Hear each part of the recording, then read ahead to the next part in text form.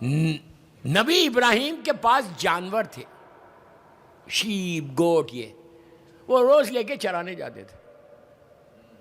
پہنچے اور بیٹھے ہوئے تھے، ان کے جانور سامنے تھے. ایک دم دیکھا کہ ایک جوان حسین خوبصورت آ کے کھڑا ہو گیا سامنے. ڈرے نہیں، ہم ہوتے تو ڈر جاتے. یاد رکھو علی والوں کے سامنے کوئی غیر لوگ نہیں آ سکتے. میں نے جو بولنا تھا بولا. یہ مت بولو کہ اس نے جادو کر دیا، اس نے جادو کر دیا. یہ ایک بیماری ہے ہمارے پاس انڈیا پاکستان میں، اور میرے پیچھے پڑے رہتے کہ بتاؤ جادو کا توڑ کیا ہے. میں نے کہا میں ہوں جادو کا توڑ. سمجھ نہیں آئی. اور یہ سب سے زیادہ پرابلم عورتوں میں. آپ یہ مت سمجھو کہ امریکہ کے پڑھے لکھے عورتیں تو وہ لوگ شکایت نہیں کرتے، وہ لوگ بھی کرتے. بھائی مجھے معلوم ہے نا، میں بھی 25-30 سال سے یہاں آ رہا ہوں، سب جگہ ہے. اس لیے کہ یہ جو خواتین ہیں یہ بھی سب کانٹیننٹ کی ہیں، تو کہیں باہر سے تو نہیں آئے. اینیو جادو کا توڑ، یہ توڑ بتاؤ وہ توڑ بتاؤ. ایک چیز زندگی میں یاد رکھو، علی والے کے اوپر، شیعہ نے حیدر کرار کے اوپر، جو مولا کا صحیح چاہنے والا ہوتا اس کے پاس شیطان نہیں آ سکتا، جادو نہیں ہو سکتا. جادو شیطانیت ہے، جادو ہے، میں اس کا انکار نہیں کر رہا، قرآن بول رہا ہے. لیکن وہ کس کے اوپر ہے؟ دشمن خدا، دشمن اہل بیت، ان کے اوپر ہو سکتی. آپ اگر عاشورہ پڑھتے رہیں روز، زیارت عاشورہ، گلاس میں پانی رکھو، عاشورہ کمپلیٹ ہو جائے پھونکو اور پی لو، تمہارے قریب کوئی نہیں آئے گا، شیلڈ بن جائے گا. زیارت عاشورہ پڑھنے والا، اس کی 1000 فضیلتیں، اس میں یہ ایک فضیلت ہے کہ جادو کا اثر نہیں ہوتا. صرف جادو کا اثر. پرابلم کیا ہے ہماری کمیونٹی میں، یہاں کا نہیں ہے، آج ہی بات ہو رہی تھی کہ ان کی ساس نے کرا دیا. میں بہت احتیاط سے پڑھ رہا بھائی. مدر ان لا، یہاں کی مدر ان لاز بہت اچھی ہے ماشاءاللہ ماشاءاللہ. کس پہ کروایا؟ ڈاٹر ان لا پہ کروایا. کیا ظلم ہے، یہ ظلم ہے. تم کیوں کروا رہے؟ اس لیے کروا رہے کہ لڑکا میرا ہی رہے، شوہر اس کا نہ ہو جائے. تم شیطان کی مدد لے رہے، تم کو خدا اور علی کی مدد لینا ہے. ضرورت کیا ہے؟ یہ بیماریوں سے بچو، یہ تمہارے اعمال خراب ہو جائیں گے. کسی اور دروازے پہ مت جاؤ. دروازوں پہ جانا ہے تو امام علی اور معصومین کے دروازوں پہ جاؤ. یہ ملاؤں کے دروازوں پہ مت جاؤ. یہ لوگ کچھ نہیں کرنے والے، صرف پیسے لینے والے. اور جو مولوی تم کو جادو کر کے پیسے لیتا کہ میں ٹھیک کرا دوں گا، وہ تو جھوٹی جھوٹ ہے، صرف دھندا ہے اور کچھ نہیں. اینیو پوری مجلسی اسی پہ پڑھ دوں. نہیں بھائی، مغرب کا وقت بھی قریب ہے نا. تو یہ تسبیح کس نے پڑھی تھی؟ نبی ابراہیم کھڑے ہوئے، دیکھا سامنے جوان آ کے کھڑا ہوگا، حسین اور خوبصورت. ابراہیم گھبرائے نہیں. اس نے کیا کیا؟ سلام کیا. نبی کو سلام کیا، نبی نے جواب سلام دیا. نبی نے نہیں پہچانا. آخر میں آپ کو پتا چلے گا، آپ بولیں گے اتنا بڑا نبی اور نہیں پہچانا. بابا یہ صرف علی اور اولاد علی پہچان سکتے، اور کوئی نہیں پہچان سکتا. تو اس نے کیا کیا؟ سامنے کھڑے رہ کے سبوہن خدوسن کا.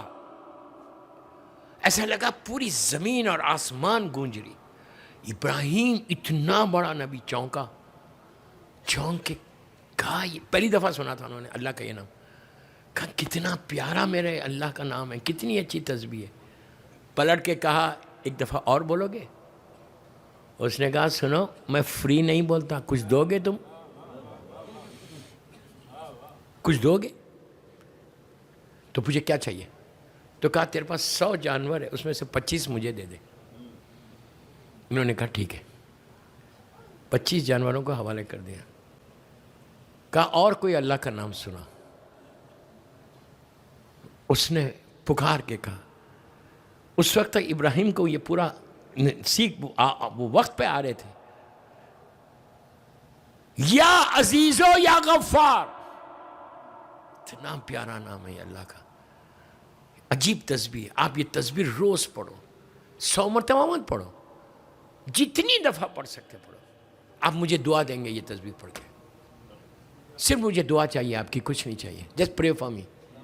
یا عزیزو یا غفار، 2 جملے. اللہ نے قرآن میں کئی جگہ کہا کہ میں عزیز و یا غفار ہوں. تم اتنے قریب ہو جاتے، جو رکاوٹ تمہارے پاس ہے، مثال کے طور پہ آج آپ دعا مانگ رہے تھے اور آپ کی دعا آج قبول ہونا نہیں تھا ہمارے گناہوں کی وجہ سے.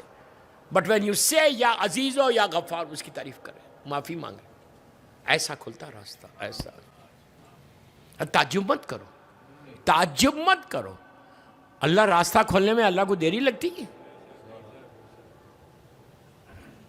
نبی ابراہیم کو اتنا اچھا لگا، یا عزیز و یا غفار. پوچھا ایک دفعہ اور کوئی سنو گے؟ تو جوان نے کہا بھائی سنو، کچھ دو گے؟ کہا کیا چاہیے؟ کہا اور 25 چاہیے. 50 تھے، 50 میں سے اور 25 مائنس ہو گئے. آپ بہت ایزی لے کے سن رہے. وہ مانگ رہے، ان کی پوری پراپرٹی 100 جانور تھے، پوری اساس ان کے وہ 100 جانور تھے. 25 بھی دے دیے، کل لے لو. کہا اب کیا سناؤ گے؟ کہا یا حیو یا قیومو. نہیں سمجھے اس کا مطلب؟ ہمیشہ سے ہے، ہمیشہ رہے گا. زندگی چاہتے ہو، بیماریوں سے بچنا چاہتے ہو، تو یا حیو یا قیومو کی تسبیح پڑھو. کسی بیمار کے اوپر جا کے یا حیو یا قیومو پڑھو، دیکھو کیسے اللہ زندگی دیتا. اس کا نام ہے نا. ابراہیم کو بہت اچھا لگا. کہا ایک اور سنا دے نام. اس نے کہا اب کیا ہے؟ تو کہا یہ 25 ہے، یہ بھی لے لے. تو ابراہیم نے اس شخص سے کہا کہ تم ایسا کرو، ایک تسبیح اور پڑھ کے بتا دو مجھے، تو میں یہ پورے دے دوں گا. اس نے کہا دے دو گے؟ اس نے کہا ہاں دے دوں گا. اس وقت یہ آیا سامنے کہ یا ارحم الراحمین. یہ وہ نام ہے اللہ کا کہ تم گناہ میں ڈوب کے بھی جا کے بولو یا ارحم الراحمین. تو رحم کرنے والا ہے، تو رحم کرنے والا ہے. آج میں نے ابھی جو دوسری مجلس پڑھی نیو جرسی کی، وہاں پہ میں نے بولا نماز کے بعد، اب مغرب کی نماز جب آپ پڑھیں گے، کمپلیٹ ہونے کے بعد سجدے میں جا کے 7 مرتبہ بولنا. یہ صرف 7 ٹائمز، یا ارحم الراحمین یا ارحم الراحمین یا ارحم الراحمین یا ارحم الراحمین یا ارحم الراحمین. آپ کو معلوم اس کا فائدہ کتنا ہے؟ علماء لکھتے ہیں کہ جیسے ہی تم یار شکر کر کے یا ارحم الراحمین بولتے، اللہ فرشتوں کو بولتا جاؤ میرے بندے کے پاس اور اس سے پوچھو یہ چاہتا کیا ہے، جو مانگو گے دے گا. چاروں نام لے لیے اللہ کے، چاروں تسبیح پڑھو. پڑھنے کے بعد اب ابراہیم نے کہا کہ بابا کچھ اور پڑھ کے سنا. تو اس نے کہا کیا سنو، تمہارے پاس تو مال ہی نہیں ہے. اب سنو اصل بات. اب ابراہیم اتنا بڑا نبی کہتا ہے کہ اے شخص، اے اللہ کے بندے، اے اللہ کی مخلوق، سارے جانور تیرے، اب میرے پاس کچھ نہیں، لیکن ان جانوروں کا ٹیک کیئر کرنے والا چاہیے نا تم کو، میں بن جاتا ہوں. اپنے جانور تھے، 10 منٹ میں سارے چلے گئے. کہا میں اس کا ٹیک کیئر کرنے والا بن جاؤں گا، تیرے پاس نوکری کروں گا. مسکرا کے کہا ابراہیم تم کامیاب ہو گئے. مال کا امتحان اللہ لینا چاہتا تھا اور تم سے لیا. میں کوئی اور نہیں ہوں، میں جبرائیل ہوں، اللہ نے مجھے بھیجا تھا تمہارے مال کا امتحان کے لیے. آپ سمجھ رہے میری بات؟